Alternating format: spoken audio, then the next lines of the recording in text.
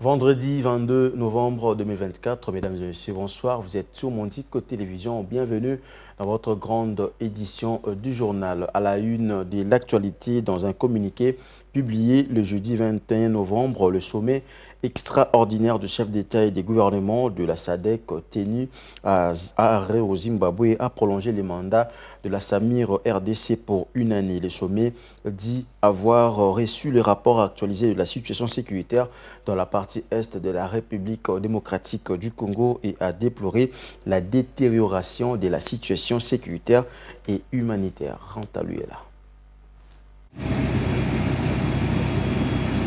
À l'issue du sommet extraordinaire de chefs d'État et de gouvernement de la Communauté de développement d'Afrique australe, SADC, auquel a pris part le président Félix Tshisekedi le mercredi 20 novembre à Harare au Zimbabwe, un communiqué conjoint a été publié prolongeant le mandat de la mission de la SADC en République démocratique du Congo, SAMI-DRC, une année sur le territoire national. Dans ce même communiqué, les différents participants attestent avoir reçu le rapport actualisé de la situation sécuritaire dans la partie est de la République démocratique du Congo et déplorent la détérioration de la situation sécuritaire et humanitaire.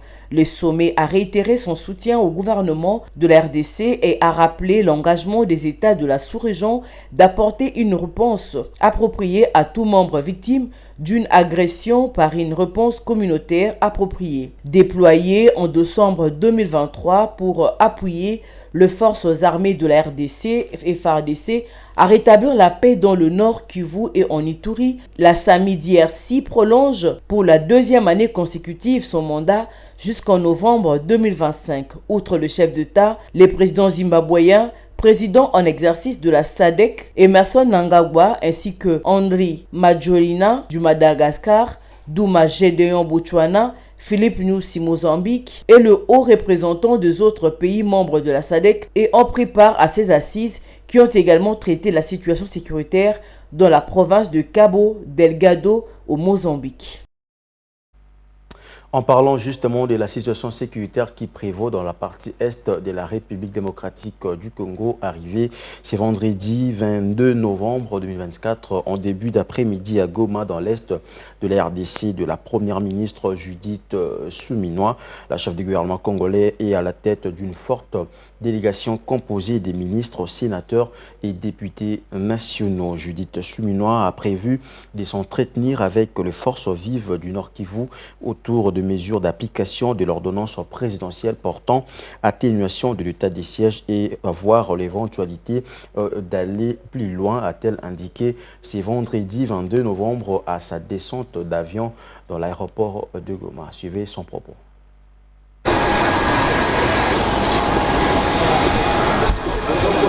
Le président de la République m'a demandé de faire cette mission parce que, comme vous le savez, l'année dernière, le président a pris une ordonnance avec des mesures d'atténuation par rapport à l'état de siège. C'est vrai que toutes les mesures d'application n'ont pas été mises en place et donc c'était important pour nous de venir, de discuter avec les forces vives de la province et de pouvoir voir est-ce qu'il y a des éléments nouveaux pour voir comment on va assurer l'application de ces mesures-là ou aller un peu plus loin par rapport à ce qui avait déjà été prévu. À l'occasion de votre visite de travail, je vous invite à passer le détachement en revue. Le commandant de détachement, commissaire supérieur adjoint, Moussoungaï Mouleng. Restons toujours dans la province du Nord Kivu. Il s'observe depuis un certain temps une nouvelle vague de déplacés venus à Pinga et Kalembe, je disais d'autres villages environnants. Le jeudi 21 novembre, Priska Luanda Kamala, conseillère spéciale du gouverneur militaire du Nord Kivu chargé des affaires humanitaires, a effectué une visite humanitaire au site 8e CEPAC à Mugunga pour s'enquérir de la situation. Au sortir des échanges avec le déplacé, elle s'est rendue en compte et a appelé auprès du partenaire du gouvernement pour la prise en charge de ces déplacés. Suivez son propos. Nous étions hier dans une réunion avec la communauté humanitaire parce que nous avons reçu des alertes par rapport aux déplacés qui sont venus de Pinga Et nous nous sommes décidés, parmi les recommandations formulées hier, de faire une descente sur terrain. Raison pour laquelle nous sommes là au site du 8e CEPAC à Mugunga pour palper du doigt les réalités sur terrain. Et là, nous avons trouvé effectivement des déplacés qui sont venus de Pinga, mais il y a aussi d'autres déplacés qui sont venus de Rutshuru. Ils sont en train de fuir la guerre nous imposée par la M23. Et là, nous sommes venus évaluer les besoins humanitaires. Nous nous sommes convenus avec les partenaires ici présents d'intervenir urgemment pour que ces personnes qui sont en déplacement puissent avoir à manger, puissent avoir où dormir, parce qu'ils vivent dans des conditions vraiment très difficiles. Nous prenons action déjà aujourd'hui. Le fait pour nous de venir sur le terrain, c'était pour constater et pour évaluer les besoins. Ça veut dire qu'aujourd'hui même, nous allons prendre action par rapport à quelques besoins identifiés. Parlons politique à présent. Malgré le bloc Katumbi, Fayulu et Kabila pour barrer la route contre la révision de la Constitution prônée par l'Union pour la démocratie et les progrès sociaux, parti au pouvoir qui ne baisse pas le bras, le secrétaire général de l'UDPS a devant le militant du parti présidentiel annoncé hier jeudi le lancement d'une campagne en faveur du changement de la Constitution de 2006 qu'il juge inadaptée aux aspirations du peuple congolais. Images et commentaires. L'Union pour la démocratie et les progrès sociaux UDPS, parti au pouvoir en République démocratique du Congo, a annoncé le jeudi 21 novembre le lancement d'une campagne en faveur du changement de la Constitution de 2006 qu'elle juge inadaptée aux aspirations du peuple congolais. Pouvons-nous parler de l'état des droits sans toucher à la Constitution? Est-ce que le droit du peuple est dans cette Constitution? À partir de demain, notre campagne portera sur le changement de la Constitution. Ce n'est pas une révision, a déclaré Augustin Kabouya, secrétaire général de l'UDPS, devant les militants réunis au siège du parti à Kinshasa. Kabouya a défendu ces démarches comme un héritage que le président Félix Tshisekedi pourrait laisser aux Congolais, que la population nous départage. Qu'est-ce que Félix Tshisekedi laissera de précieux aux Congolais si ce n'est d'échanger cette constitution et sortir le peuple congolais de l'esclavage, a-t-il ajouté. Cette annonce marque un tournant dans le débat en cours autour de la Constitution, initialement présentée comme une simple révision par le camp présidentiel. Félix Tshisekedi a exprimé son intention de créer en 2025 une commission multidisciplinaire pour étudier une éventuelle modification de la loi fondamentale. L'opposition, regroupant des figures politiques telles que Délice Sanga, Denis Mukwege, Martin Fayulu et Moïse Katumbi, a dénoncé ces projets comme une tentative de subversion des institutions démocratiques. Lors d'une déclaration commune, ils ont appelé les Congolais à se mobiliser pour empêcher toute modification des dispositions limitant le nombre et la durée du mandat présidentiel. Parallèlement, la société civile a également pris position contre cette initiative. Le Forum citoyen a lancé une campagne de défense de la Constitution actuelle, estimant que toute modification viserait à permettre à Félix Tshisekedi de briguer un troisième mandat. Face à ces critiques, le porte-parole du gouvernement, Patrick Muyaya, a appelé au dialogue et invité les opposants à participer à la commission annoncée pour exprimer leurs réserves. Rendons-nous à présent dans la province du Haut-Katanga. Deux présumés bandits armés ont été présentés ce vendredi 22 novembre 2024 au public par le commissariat urbain de la police nationale congolaise ville de Likasi. Il s'agit de Baudouin Peggy Kasenga, 32 ans révolu, résident dans la ville de Lubumbashi, chef-lieu de la province, et Ami Siringo Saïdi, 31 ans révolu, habitant de Likasi. Ils sont accusés d'être à la base de l'insécurité qui règne ces derniers temps dans la ville de Likasi. Images et commentaires. Lancée il y a 2 mois, l'opération traque des criminels dans la ville de Likasi par le commissariat urbain de la police nationale congolaise commence déjà à porter des fruits. 2 présumés criminels sont tombés dans le filet de la police. Ils sont accusés d'avoir mené des braquages armés dans la ville de Likasi ces derniers mois en faisant usage des armes à feu et des armes blanches pour commettre leur forfait. Lors de son audition, Baudouin Peggy Kassenga a reconnu les faits lui reprochés en reconnaissant d'être membre d'un réseau de criminels avant de préciser qu'il recourt aux armes blanches pour commettre leur forfait. On m'a appelé par mes amis pour venir voler. On a déjà fait 2 opérations à Likasi. L'un de mes amis est de Lubumbashi et il est en fuite et moi j'ai été arrêté. On n'a pas d'armes mais on vole avec des pioches. Nos amis étaient venus avec des machettes.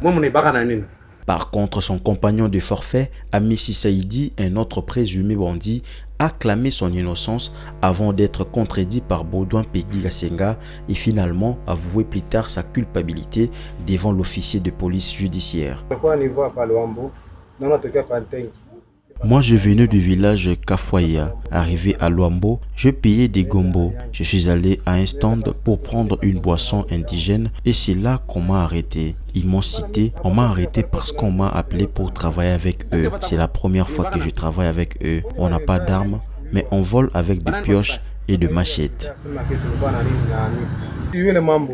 À cette occasion, le commissaire supérieur principal de la police de Likasi, le colonel Lydie Maloba, a profité pour lancer un appel pressant à la population pour qu'elle collabore avec la police afin de mettre hors d'état de nuire ces criminels.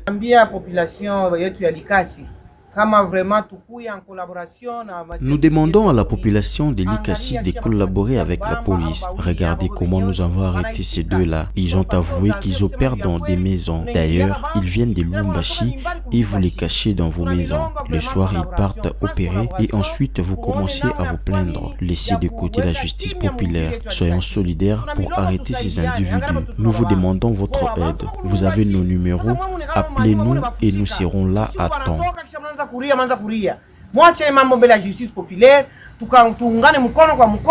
Ces bandits armés qui sont très actifs depuis plusieurs semaines ont ciblé des commerces et des habitations, sémant ainsi la désolation dans le chef des habitants de Likasi. L'arrestation de ces 2 personnes marque une avancée dans l'opération de la traque des bandits armés dans la ville. Toutefois, les autorités insistent sur l'urgence de démanteler ces réseaux de criminels et capturer ceux qui sont encore en fuite. Le commandant de la police a lancé un appel à la vigilance et a exhorté toute personne disposant des informations à les transmettre immédiatement auprès de leurs services pour faciliter les enquêtes et protéger le paisible citoyen.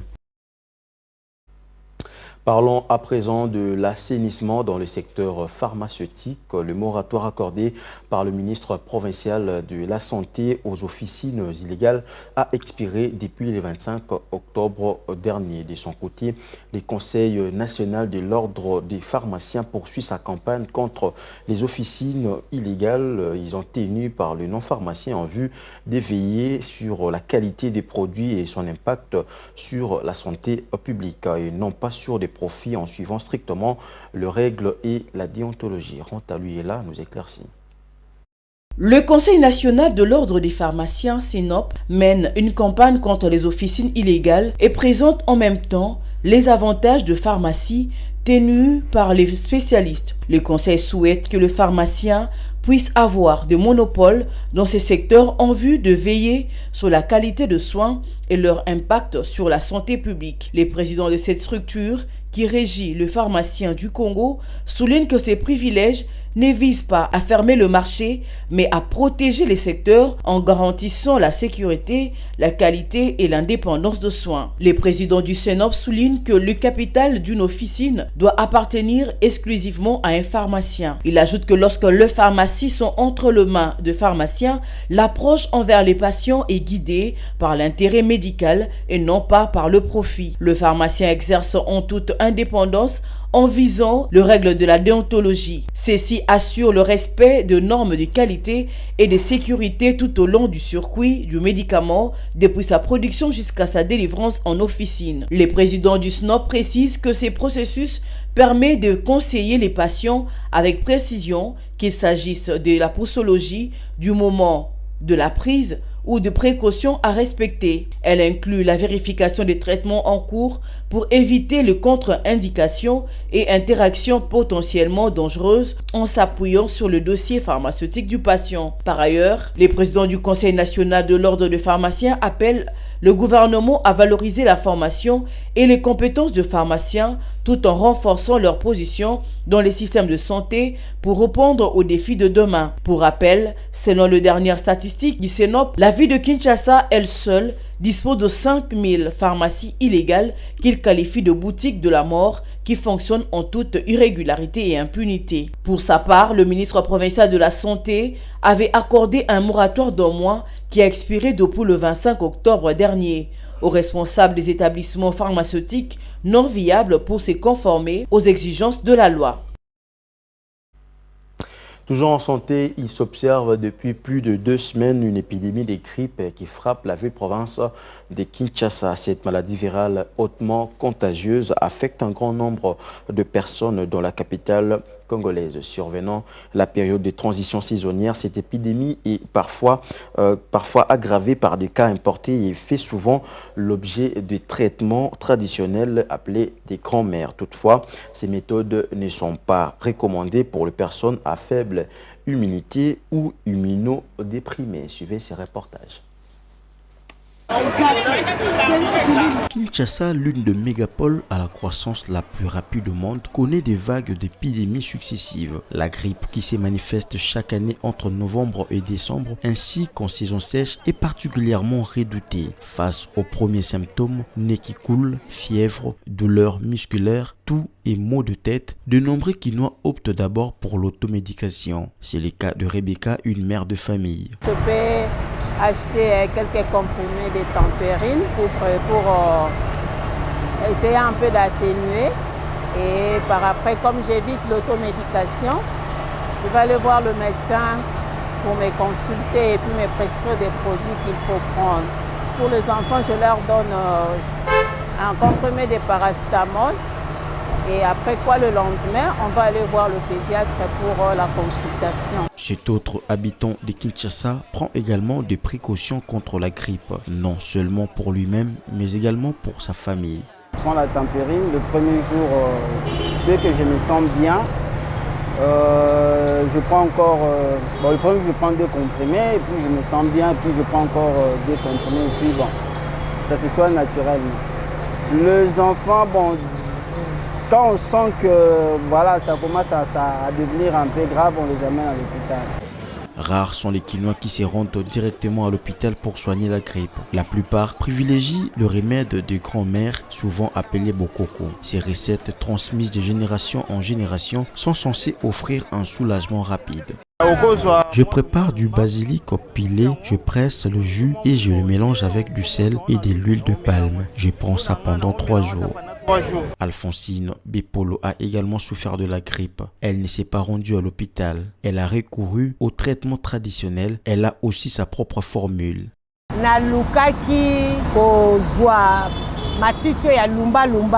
J'ai fait bouillir de feuilles de basilic, de manguier et d'avocatier pour inhaler sous une couverture avec les enfants. J'ouvre largement la bouche pendant 30 minutes. Ensuite, je constate que la fièvre disparaît.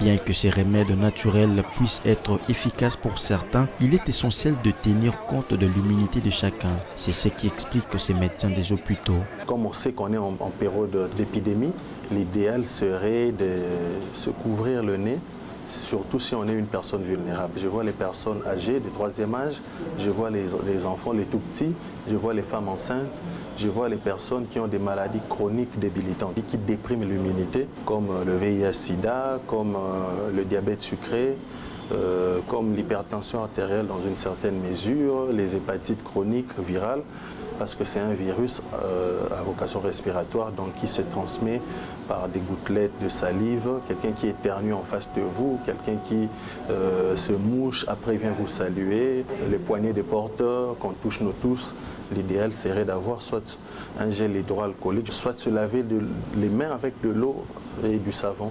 La grippe se propage rapidement, mais avec diligence et précaution, il est possible d'atténuer son impact et de protéger le plus vulnérable.